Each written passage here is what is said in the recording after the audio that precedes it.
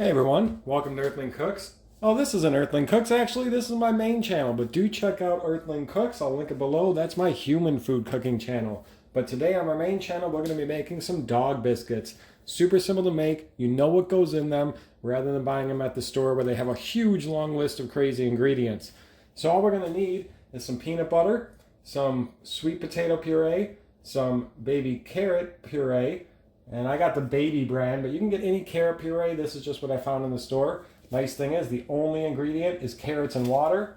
And on this organic sweet potato puree, all we have in the ingredients, if I can find them, they're hidden somewhere, but I know I saw them when I bought them, and the only ingredient is sweet potatoes. Right here, organic sweet potato. And then I like to use natural peanut butter. Again, the only ingredients are peanuts and 1% or less of salt. No sugar, nothing. And if you get these natural peanut butters, a little trick, put them upside down when you get them.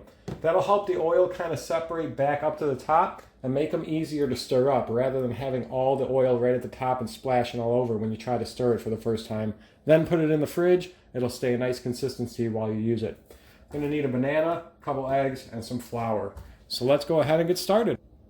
All right, so I got my banana in here. We're going to put in about half or 3/4 of this. We want about a cup of it. So most of it.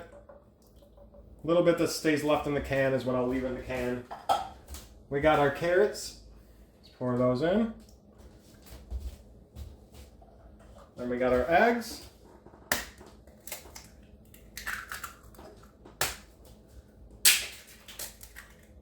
Then I'm going to clean my hands and get the peanut butter.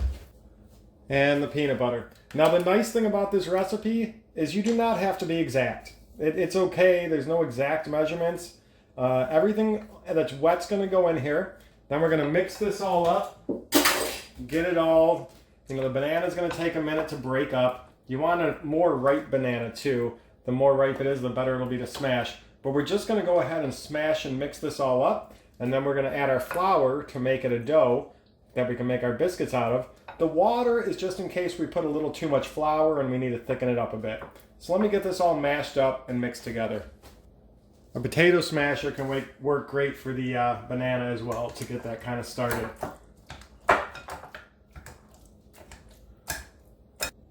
Now once we have a uniform mix, we're going to do the flour. You might see little chunks in mine. That's because my banana wasn't super ripe. So the banana's in pieces, but it's not perfectly, pureed. Dog's not going to notice the difference. It's quite fine. So now we're going to need our flour. And you want to start with about a cup of flour. I have about 2 cups in this bag, so I'm going to go with about half of it. And we're going to get this all mixed in. And we should start getting a nice batter. Be careful when you start stirring this not to flip it everywhere. And we're just going to get this all mixed in. I'm going to spill on my counter, I'm sure, a little bit, but that's fine.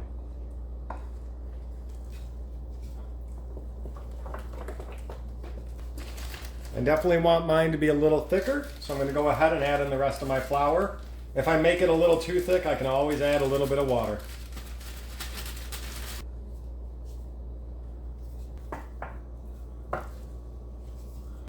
Okay, now we have a nice batter. You can see it's nice and thick now. And you could do this a lot of different ways. Some people will even roll this out and use a cookie cutter to make exactly little dog treat pieces or whatever. I just make them into circles and then kind of press them down on the sheet so that we end up with just little kind of cookie shapes.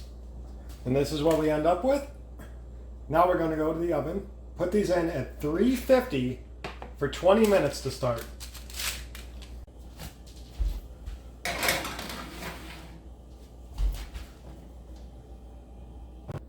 So it's been 20 minutes. Now, we're not trying to make cookies. If you make some chocolate chip cookies, they're going to turn out soft. And that's what we want as cookies, but we're trying to make biscuits. So we don't want to burn these to a crisp. After the 20 minutes at 350, we're going to lower our heat to 250 so that it's a nice heat to kind of dehydrate them, but not burn them or overcook them. So we're going to put it to 250 and let these cook another 40 minutes. 40 minutes later, this is what we have. Now I know they look the same. They are not soft anymore.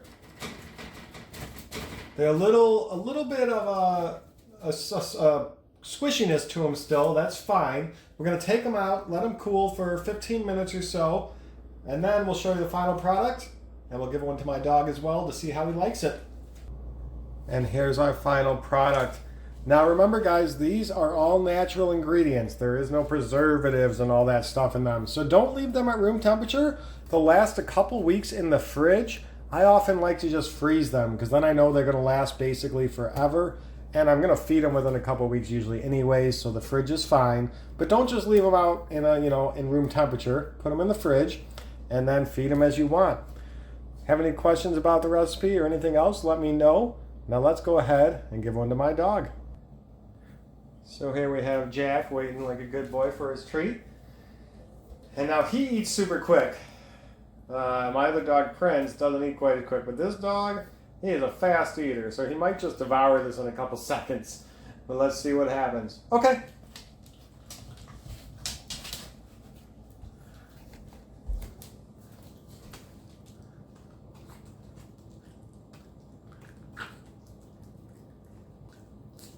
Definitely likes it. That's good. It's taken him a little bit of time to eat it, so it's not just an instant treat. Oh, but there we go.